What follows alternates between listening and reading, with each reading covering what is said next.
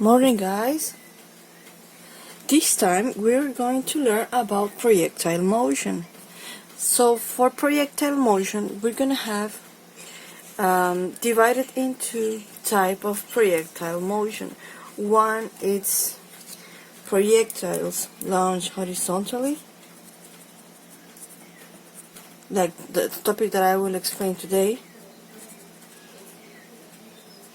but also projectile motion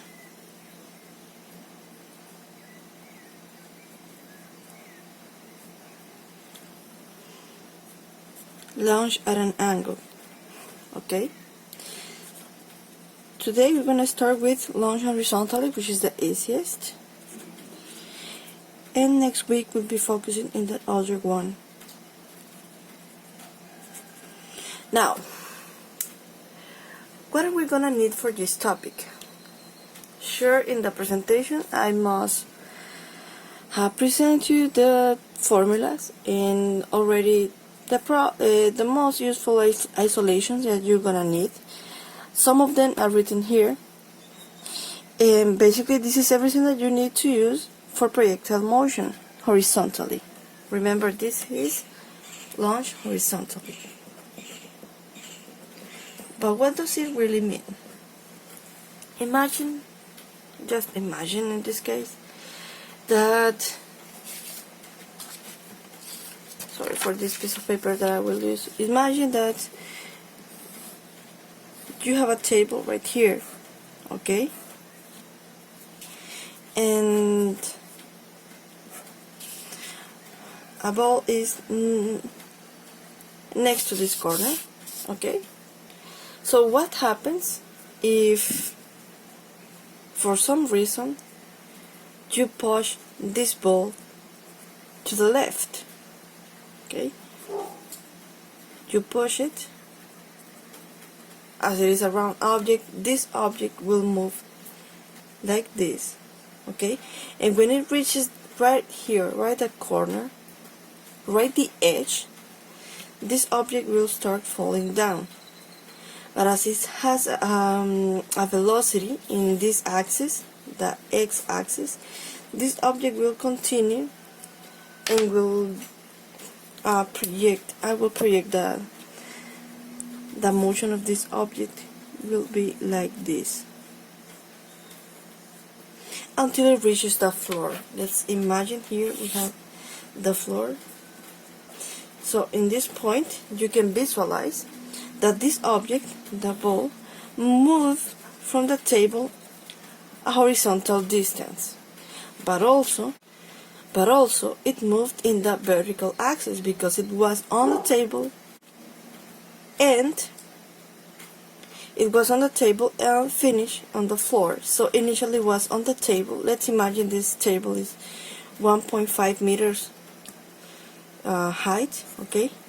So it was initially at 1.5 meters and ended on the floor, which is 0 meters. So, well, here is 5.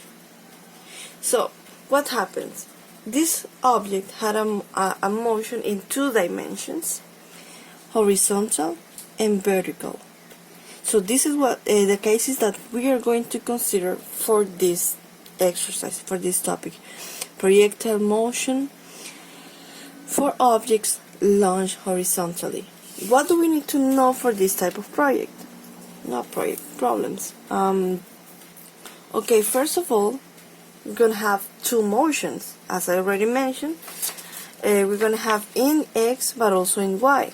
Okay, so therefore we're going to have 2 type of equations, like you can see over here. These equations are based in the horizontal motion. Like, for example, the first one. The first one is not an equation, but is a definition. Okay, this means that the initial velocity in x is equal to my final velocity in x. Here is final velocity in x. So that means that my horizontal motion was constant. What does it mean? that if I need to get the velocity in x, is going to be the same in the beginning and at the end. Because here, after this object reach the floor, the object can be either moving to the left in the same direction that it was pushed before. So, in other words, this is the equation that we're gonna use for horizontal velocity.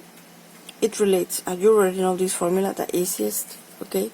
Delta x divided by delta t, change in horizontal displacement divided by the change in time.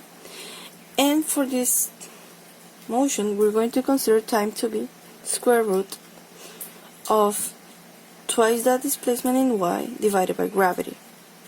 Now, why gravity? Because these objects are, as they're launched horizontally, but then they are suddenly in a free fall motion. In this moment, when it left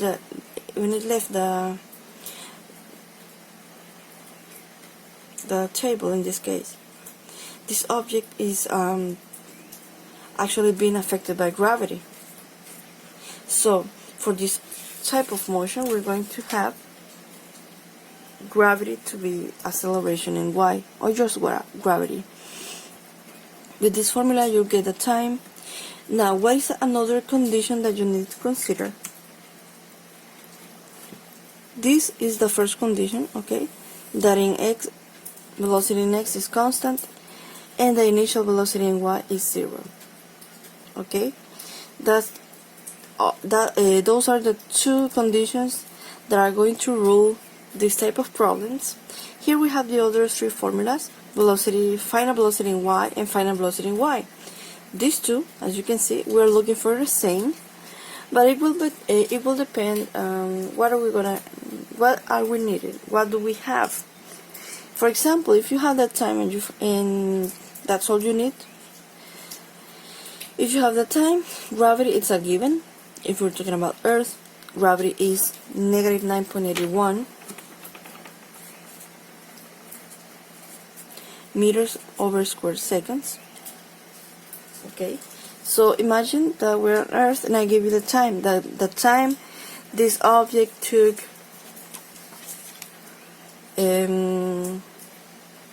since the moment you push it to get into the floor. How much time did it get?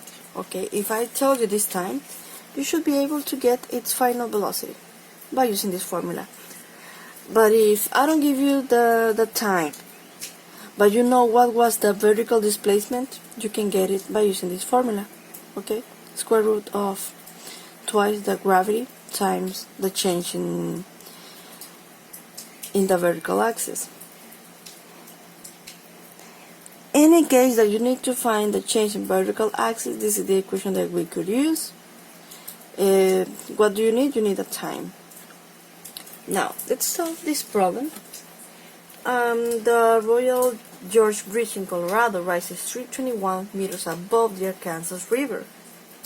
Suppose you kick a rock horizontally off the bridge.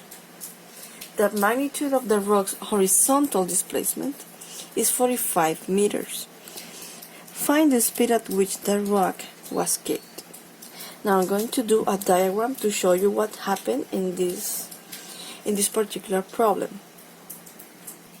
Well, I'm not a very good artist person, but let's imagine this is the Royal Gorge Bridge. Now, this red circle that you can see over there, it's let's imagine this is the rock. Okay, I just decided to use red to make it to highlight it better. Now here in the bottom I have the Arkansas River. So what is the problem telling me? It says that this bridge rises 321 meters above the Arkansas River. That means that between the bridge and the surface of my river, I have a vertical a vertical displacement of 321 meters. Now it says that someone kicks, well, that person is you, so you kick this rock horizontally. So this rock is going to have this type of motion, like this, until it reaches the river. Now, the displacement in the x-axis, right from the moment it was kicked, we have a displacement of 45 meters. Imagine here is my ball, okay? So, I'm going to take this apart. So you're going to have your ball, well, ball or rock right here, okay? The displacement of the ball was like this. And you have, what do you have for this problem? You have delta x and delta y. Delta x is the horizontal and it's 45 meters. And delta y is the vertical displacement, and you have 325 meters. So this is my initial condition, and this is my final condition, my initial position against the final position. That's everything the problem is giving me. So how should I get this displacement? How can I tell if my delta x is positive or delta y is positive? So the object, in this case, you are considering the object that is moving to the right side. So my delta x is going to be positive. My object, as you can see, is moving downward. So my delta y I will consider to be negative. Okay, delta y I will consider to be negative because it's going downward. And my delta x I will consider to be positive because it's going to the right side. Okay, knowing this, what do we need to find according to what is given and what is requested? I have find the speed, genial, at which the rock was kicked. The speed at which the rock was kicked. So, when you kick the rock, you did this, right? You kick the rock horizontally. You didn't kick it vertically. You didn't throw it in the air, upward or downward, because that will be free fall. Now you kick it horizontally. So that means that the initial velocity, the speed at which it was kicked, is the velocity in x. Why? Because if you say that it's in y, the one that we are looking for, the initial velocity in y is 0. And it's not 0. So, according to the data, I will write my data here. They are giving me delta y, negative 321 meters, delta x, 45 meters, and I'm looking for my velocity in x, which is unknown.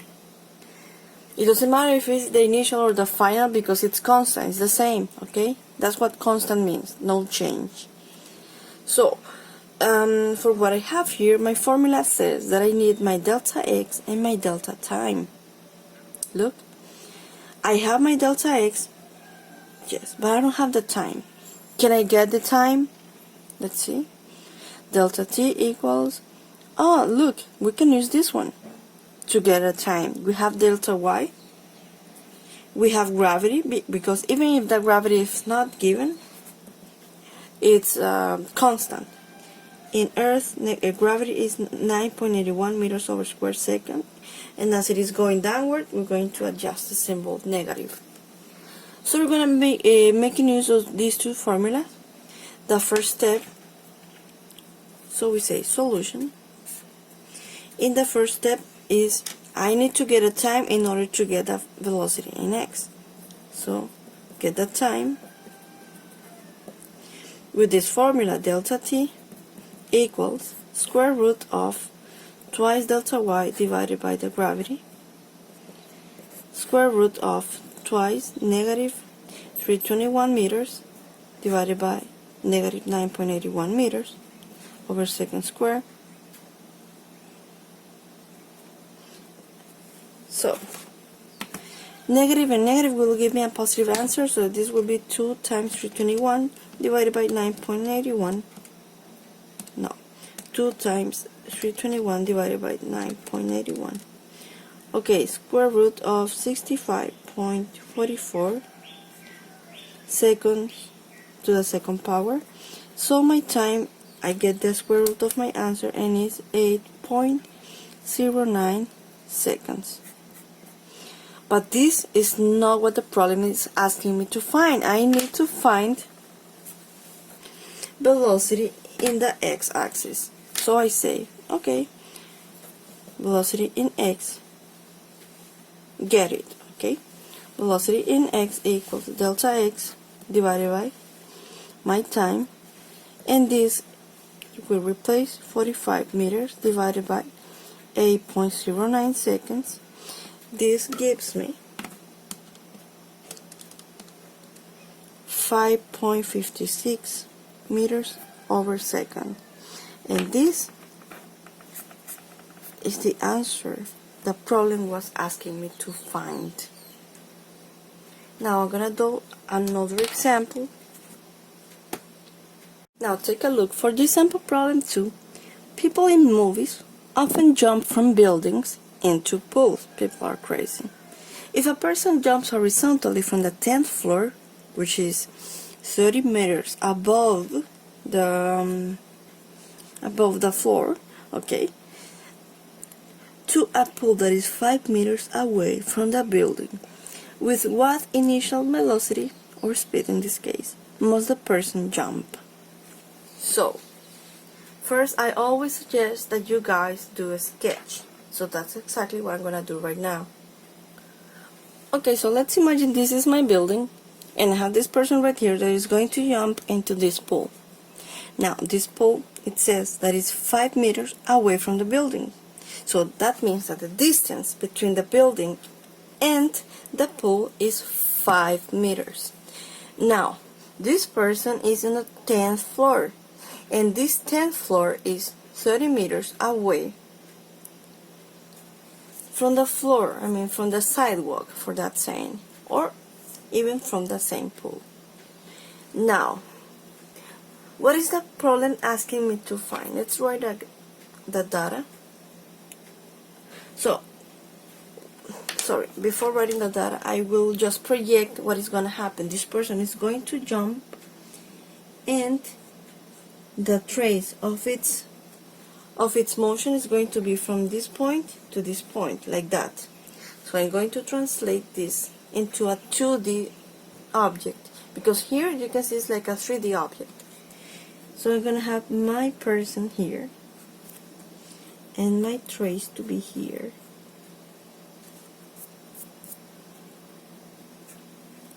Okay, here I have the pool, so I will draw water. Now my person is initially here,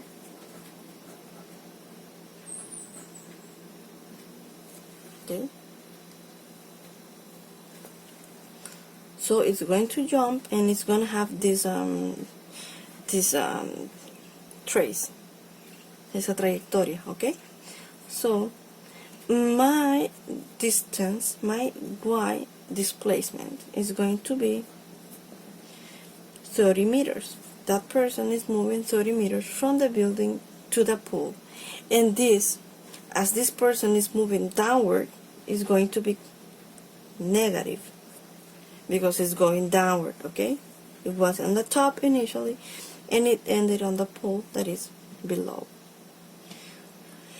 But my distance in the x-axis is different, because my pool is 5 meters away from the building, or from the person. There are 5 meters between this person and the pool, okay. So this delta x, as it is going to the right in this case, is going to be positive. So what is the data that we have in this exercise? We have delta y to be negative 30 meters because that person is moving downward. Okay? My delta x in this case is 5 meters. I will consider it to be positive because it's moving to the right. Remember, the key I gave you in vectors is positive, negative, negative, positive. For y, upward is positive, downward is negative.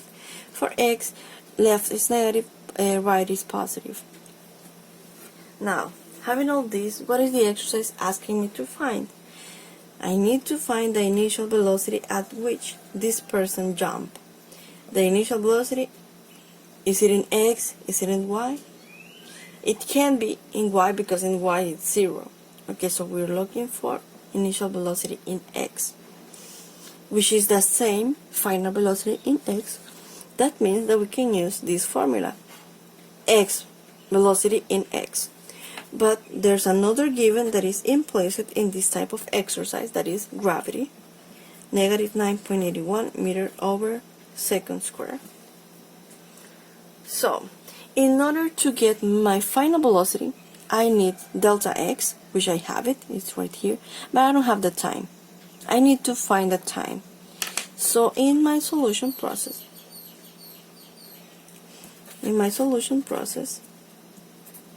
first I need to find a time, get a time. Now we can use any of these formulas to get a time. I can use this one, which is exactly this one. This is an isolation of this formula, okay? I cannot use this one because I don't have the final velocity in y. So I'll be using delta t equals twice delta y divided by gravity. Remember to respect the symbols. So this is twice negative 30 meters divided by the gravity, which is negative 9.81 meter over second square. So my delta t is equal to, let's see, 2 times 30 divided by 9.81. Negative and negative is positive, that's why I didn't include the symbols here. And after this I get the answer, the square root of my answer. So I have my delta t to be 2.47 seconds. But this is not what my exercise is asking me to find. It says find the velocity at which it was at which the person jumped. So that means that I need my velocity in x,